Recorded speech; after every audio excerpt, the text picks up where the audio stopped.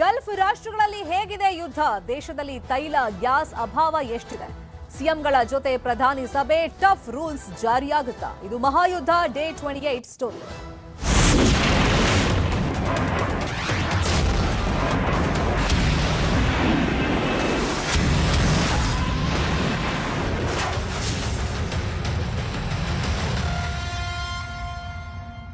ಮಧ್ಯಪ್ರಾಚ್ಯದಲ್ಲಿ ಯುದ್ಧ ದಿನದಿಂದ ದಿನಕ್ಕೆ ತೀವ್ರ ಸ್ವರೂಪವನ್ನ ಪಡ್ಕೊಳ್ತಾ ಇದೆ. ಅದರ ನೇರ ಎಫೆಕ್ಟ್ ಭಾರತದ ಮೇಲೂ ಆಗ್ತಾ ಇದೆ. ಮೊನ್ನೆಯಿಂದ ಒಂದು ವದಂತಿ ಅಥವಾ ಚರ್ಚೆಗಳು ನಡೀತಾ ಇದೆ. ಕೊರೋನಾ ಸಂದರ್ಭದಲ್ಲಿ ಏನು ಲಾಕ್ ಡೌನ್ ಮಾಡಿದ್ರು, ಹಂಗೆ ದೇಶದಲ್ಲಿ ತುರ್ತು ಪರಿಸ್ಥಿತಿ ಅಥವಾ ಲಾಕ್ ಡೌನ್ ಹೇರಲಾಗುತ್ತಾ ಅಂತ ಹೇಳಿ. ಯುದ್ಧದ ಎಫೆಕ್ಟ್ ಇಂದ ಲಾಕ್ ಡೌನ್ ಪರಿಸ್ಥಿತಿ ಇಲ್ಲ, ದೇಶವನ್ನ ಲಾಕ್ ಡೌನ್ ಮಾಡುವಂತ ಅಗತ್ಯ ಇಲ್ಲ. ಲಾಕ್ ಡೌನ್ ಅನ್ನೋದು ಬರೀ ವದಂತಿ ಅಂತ ಹೇಳಿ ಕೇಂದ್ರ ಸರ್ಕಾರ ಸ್ಪಷ್ಟನೆಯನ್ನ ಕೊಟ್ಟಿದೆ. ಕೇಂದ್ರದ ಪೆಟ್ರೋಲಿಯಂ ಸಚಿವ ಹರ್ದೀಪ್ ಸಿಂಗ್ ಪುರಿ ಈ ಬಗ್ಗೆ ಸ್ಪಷ್ಟನೆಯನ್ನ ಕೊಟ್ಟಿದ್ದಾರೆ. ದೇಶದಲ್ಲಿ ತೈಲ ಗ್ಯಾಸ್ಗೆ ಏನೂ ಸಮಸ್ಯೆ ಆಗಿಲ್ಲ. ಪ್ರಧಾನಿ ಮೋದಿ ಎಲ್ಲ ಮುನ್ನೆಚ್ಚರಿಕಾ ಕ್ರಮವನ್ನ ವಹಿಸಿದ್ದಾರೆ. ನಮ್ಮ ವಿದೇಶಾಂಗ ನೀತಿ ಅತ್ಯುತ್ತಮವಾಗಿದೆ. ಭಾರತದ ವ್ಯಾವಹಾರಿಕ ಸಂಬಂಧ ಉತ್ತಮವಾಗಿದೆ. ಇನ್ನು ಗಲ್ಫ್ ರಾಷ್ಟ್ರಗಳಿಂದ ಗ್ಯಾಸ್ ಮತ್ತೆ ತೈಲ ಎಷ್ಟು ದಿನ ತನಕ ಬರುತ್ತೆ, ಹಾಗೇನೆ ಅದು ಎಷ್ಟು ದಿನ ತನಕ ನಾವು ಯೂಸ್ ಮಾಡಬಹುದು, ಅಭಾವ ಏನಾದ್ರೂ ಉಂಟಾಗುತ್ತಾ, ಮುಂದೆ ದೇಶದಲ್ಲಿ ಪರಿಸ್ಥಿತಿ ಯುದ್ಧ ಹೀಗೆ ಮಧ್ಯಪ್ರಾಚ್ಯದಲ್ಲಿ ಮುಂದುವರಿತಾ ಇದ್ರೆ ಆಗುತ್ತೆ. ಸೊ ಹೀಗೆ 10 ಆರಂಭ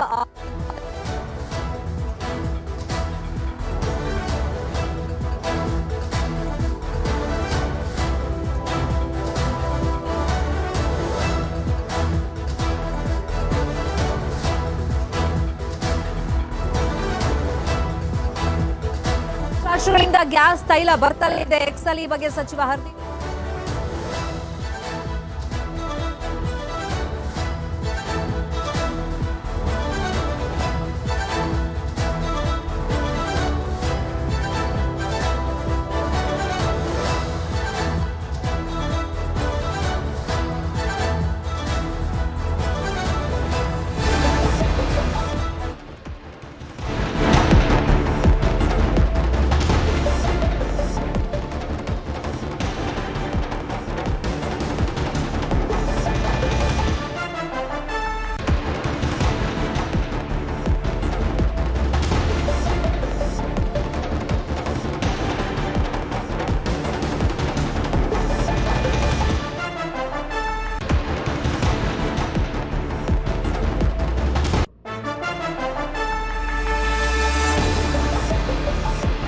ವಿಚಾರದಲ್ಲಿ ಇರಾನ್ ಬೇಸರವನ್ನ ವ್ಯಕ್ತಪಡಿಸಿದೆ.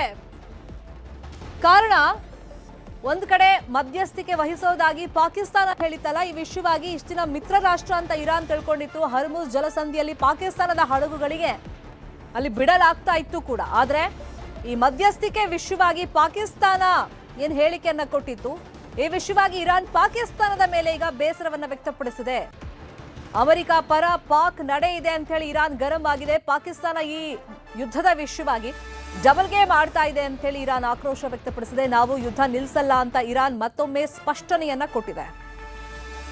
ಒಂದ್ ಕಡೆ ಪಾಕಿಸ್ತಾನದಲ್ಲೇ ಈ ಕದನ ವಿರಾಮದ ಬಗ್ಗೆ ಅಥವಾ ರಾಜಿ ಸಂಧಾನ ನಡೆಯುತ್ತೆ ಅಂತೆಲ್ಲ ಚರ್ಚೆಗಳಾಗ್ತಾ ಇತ್ತು.